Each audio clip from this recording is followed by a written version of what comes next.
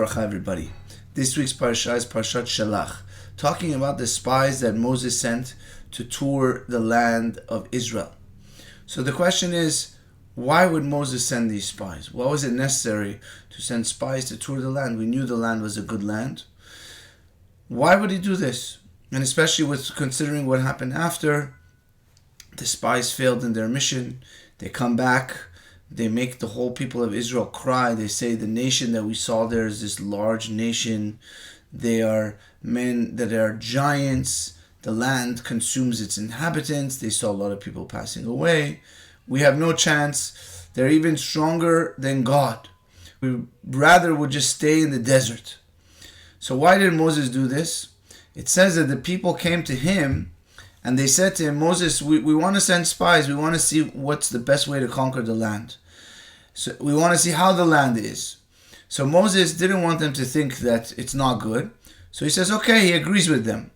It's like someone who's going to acquire something and you're buying a car, for instance, or a house.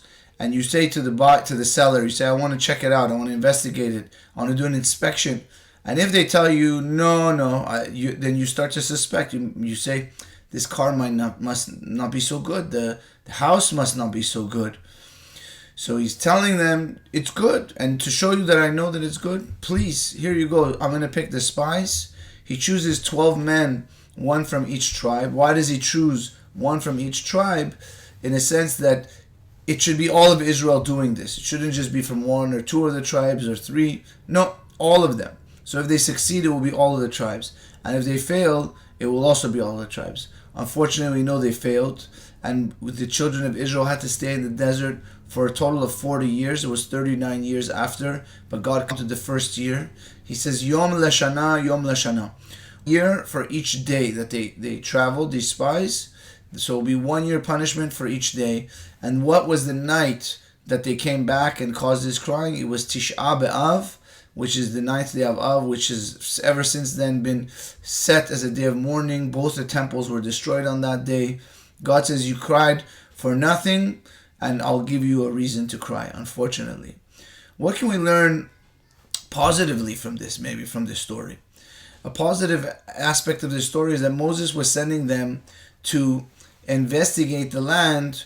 The land represents the 7 emotional attributes. Who lived in the land at the time was the Canaanite nations, who were very depraved nations. They were very low nations, and that's why we needed to conquer it from them. It's the Holy Land, and they shouldn't have been there. So when we're sending out spies to check out our emotions, the nations represent the 7 emotions. We're trying to see what are our emotions like, what are our emotional attributes like. But it's not easy to transform our emotional attributes. If someone is more inclined toward kindness or justice, everyone has their emotional makeup. And it's not so easy to change that. So that's where the Haftarah comes into play, where Joshua, 39 years later, sends 2 spies and they succeed. He sends them to check out Jericho, which this represents the garments of the soul, which are thought, speech, and action, which we all have the ability to change.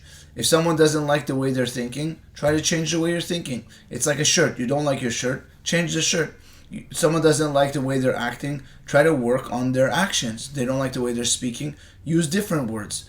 It's much easier to change our garments of the soul, which are thought, speech, and action, than to change our actual emotional attributes. So Be'ezrat Hashem, may we succeed in this and see better days for all our nation. Shabbat Shalom U'Mevorach.